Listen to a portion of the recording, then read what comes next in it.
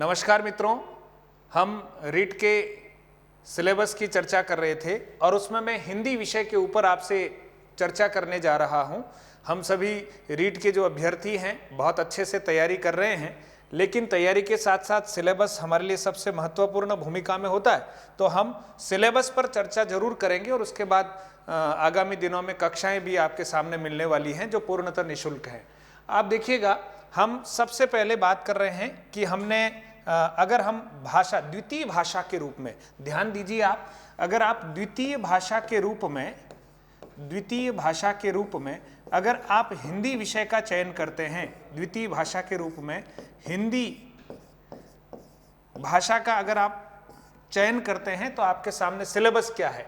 तो आप देखिए, इसमें भी हमारे सामने पहली इकाई, दूसरी इकाई, तीसरी इकाई, चौथी, पांचवी इकाई और छठी इकाई, 6 इकाइयां हमारे सामने हैं। पहली इकाई में एक अपठित गद्यांश है और इस अपठित गद्यांश में जो प्रश्न आने वाले हैं वो किन किन बिंदुओं को लेकर आ सकते हैं। तो पहला आप देखिए, शब्द युग्म है, शब्द युग्म। दूसरा है वाक्यांशों के लिए एक शब्द। फिर देखिए उपसर्ग, प्रत्यय, संधि, समास, संज्ञा, सर्वनाम, विशेषण। और आप देखेंगे क्रिया, लिंग, वचन, काल, शब्द शुद्धि। ये आपको जो है पहली इकाई के अंतर्गत मिलने वाले हैं। और आप देखेंगे 1, 2, 3, 4, 5, 6, 7, 8, 9, 10, 11, 12, 13, 14, यानी जो पहला हमारी इकाई है उसमें लगभग 14 अध्याय हैं। और आप जानते हैं कि प्रत्येक इकाई से हमें कितने प्रश्न मिलने वाले हैं? 6 प्रश्न जो है प्रत्येक इकाई से मिलने वाले हैं। और कुल अंकों की जब हम बात करते हैं तो हमें पता है कि कुल अंक जो हैं वो कितने हैं? 30, यानी कुल प्रश्न की जो संख्या है, कुल प्रश्न कितने आने वाले हैं? कुल प्रश्न आने वाले हैं 30 और प्रत्येक प्रश्न जो है वो 1 अंक का है। तो आप देखिए, पहली जो इकाई है उसका हम बहुत अच्छे से अध्ययन करेंगे। व्याकरण के अधिकांश जो टॉपिक हैं वो पहली इकाई में आपके कवर होते हैं, है ना। तो हम आगामी कक्षाओं में इन सब पर विस्तार से चर्चा करने वाले हैं। आपको सिलेबस अच्छे से ध्यान में रखना है। फिर आप देखिए, एक अपठित गद्यांश फिर हमारे सामने आने वाला है, ठीक है।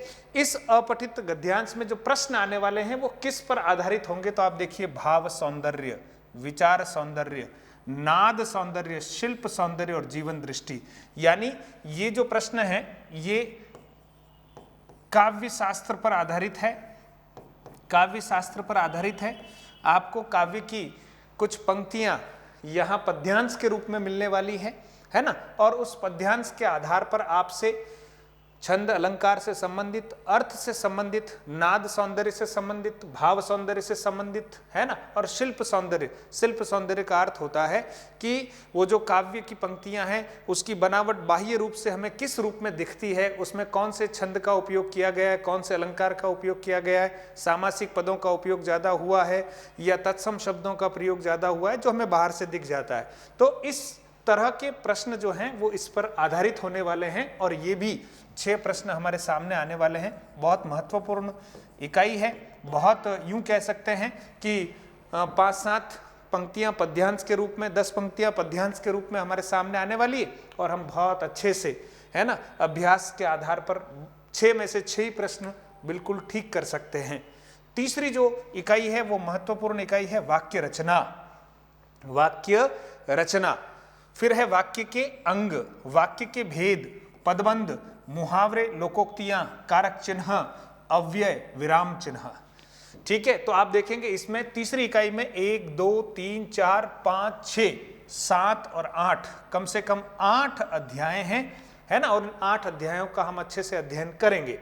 ये 3 जो इकाइयां हैं वो सीधे सीधे व्याकरण से संबंधित हैं, तीनों इकाइयां, है ना। और बची हुई जो आपके सामने 3 इकाइयां हैं वो शिक्षण शास्त्र से संबंधित हैं।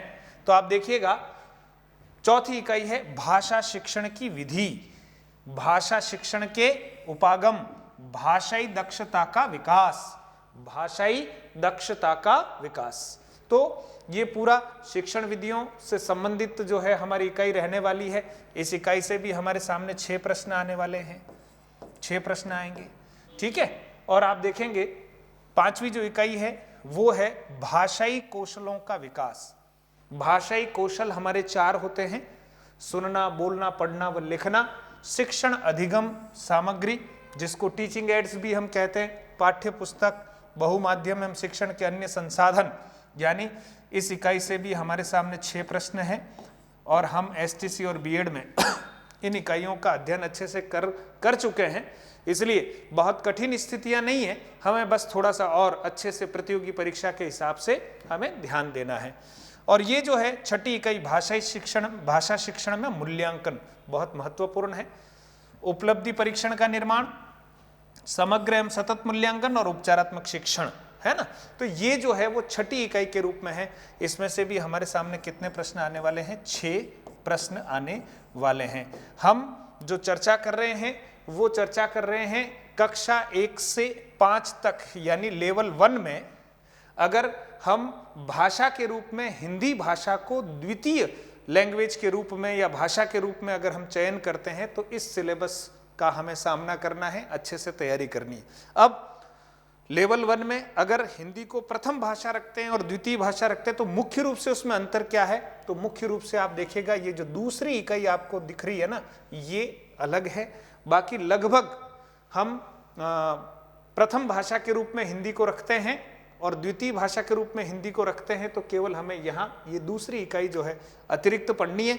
और द्वितीय भाषा में जैसे ही रखेंगे तो आप यूँ समझ लीजिए कि प्रथम भाषा के रूप में हम जो हिंदी रख रहे हैं वो पूरा पाठ्यक्रम पढ़ना है और उसके साथ साथ हमें अलग से पढ़ना पड़ेगा। क्या? ये जो दूसरी इकाई है ये अलग से पढ़नी पड़ेगी और यहाँ पर अलग से एक हमारे सामने कारक चिन्ह, इनको हमें अलग से पढ़ना पड़ेगा। उसमें क्रिया नहीं है, यहाँ हमें क्रिया अलग से पढ़नी पड़ेगी, है ना। और बाकी सारे जो बिंदु हैं वो सेम हैं। तो आप इस बात को अच्छे से समझ गए होंगे। बहुविकल्पी प्रश्न हमारे सामने आने वाले हैं और शैक्षणिक सत्र, ये बहुत महत्वपूर्ण है कि राज्य सरकार द्वारा जो पाठ्यक्रम निर्धारित किया गया है, शैक्षणिक सत्र 2019-20, अभी सत्र चल रहा है 2020-21, यानी इससे ठीक पहले सत्र में जो पाठ्य पुस्तकें चलती थी उनका हमें अध्ययन करना है। और जो प्रश्न हमारे आने वाले हैं उसमें कठिनता का स्तर जो है वो कक्षा 10 तक का एक लेवल है। यानी सीधे शब्दों में आप देखिएगा, हम कक्षा 1 से लेकर 10 तक की जो पाठ्य पुस्तकें हैं उनका अनुसरण करें, क्योंकि कठिनाई का लेवल जो है वो कक्षा 10 तक का रखा गया है। इसलिए माध्यमिक शिक्षा बोर्ड द्वारा जो पाठ्य पुस्तकें हमारी प्रचलित है वर्तमान में सरकारी विद्यालयों में, तो सत्र 2019-20 यानी पिछले सत्र की जो पुस्तकें चल रही है उनको आप सहेजें, उनका अच्छे से अध्ययन करें और आगामी कक्षाओं में हम और विस्तार से चर्चा करने वाले हैं। फिर आप देखेंगे हम आगे बात करते हैं तो कक्षा 6 से 8 तक की अगर हम बात करेंगे तो आप देखिए लेवल 2 में अगर हिंदी को हम द्वितीय भाषा के रूप में लेते हैं, हिंदी को द्वितीय भाषा के रूप में अगर हम लेते हैं तो किस सिलेबस का सामना करना पड़ता है?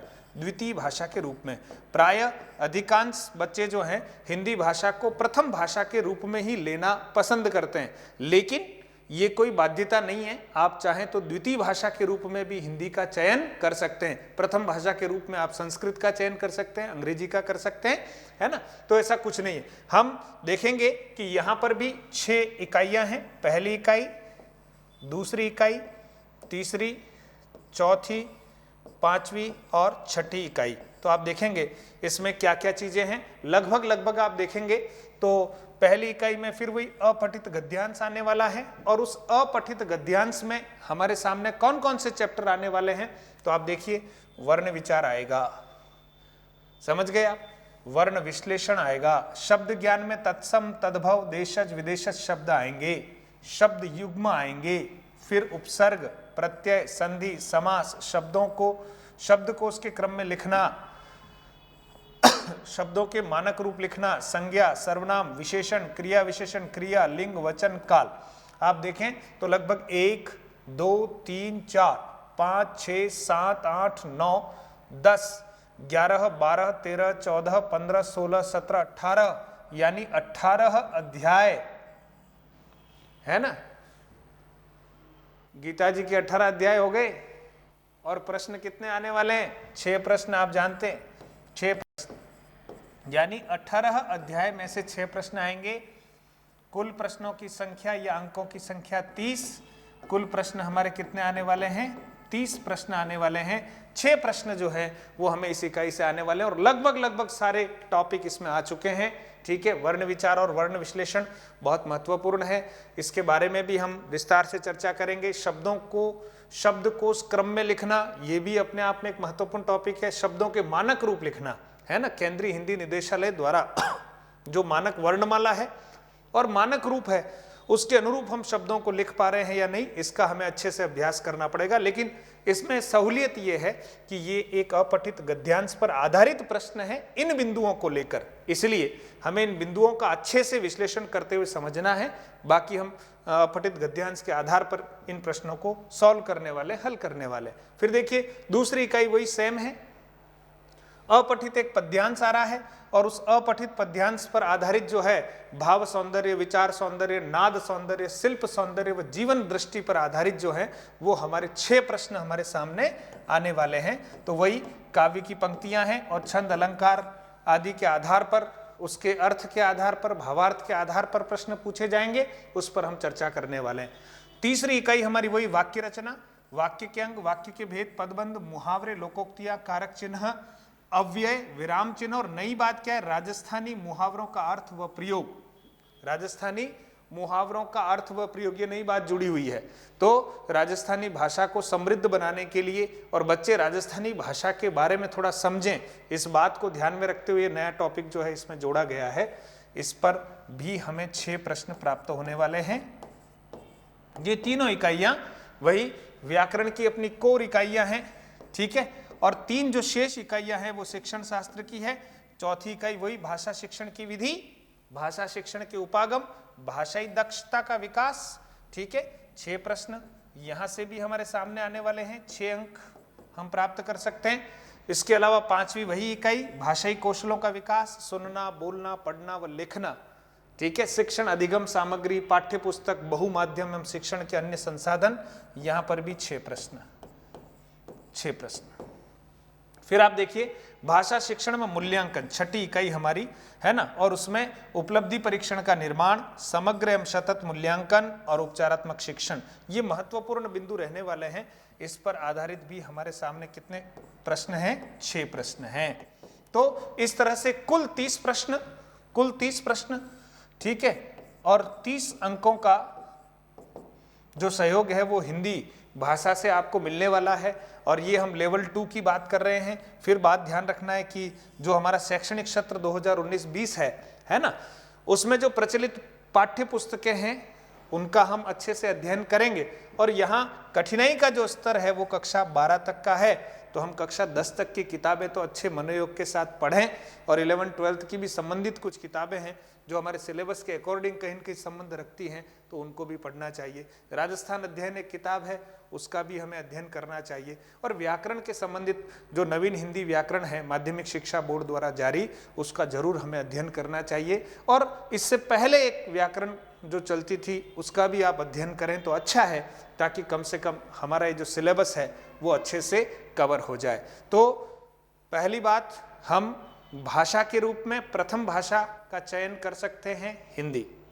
अगर हमें लगता है कि नहीं, प्रथम भाषा में कोई अन्य रखना चाहता हूं, अंग्रेजी या संस्कृत आदि, तो आप द्वितीय भाषा में हिंदी भाषा का आप चयन कर सकते हैं। पूर्ण मनोयोग के साथ पढ़ना शुरू कीजिए, सिलेबस को कंठस्थ कीजिए, और आगामी आने वाले दिनों में और भी आपके लिए बहुत सारी जो जानकारियां हैं, उपयोगी कक्षाएं हैं, वो पूर्णतः आपको निःशुल्क उपलब्ध कराऊं, ऐसी मेरी इच्छा है।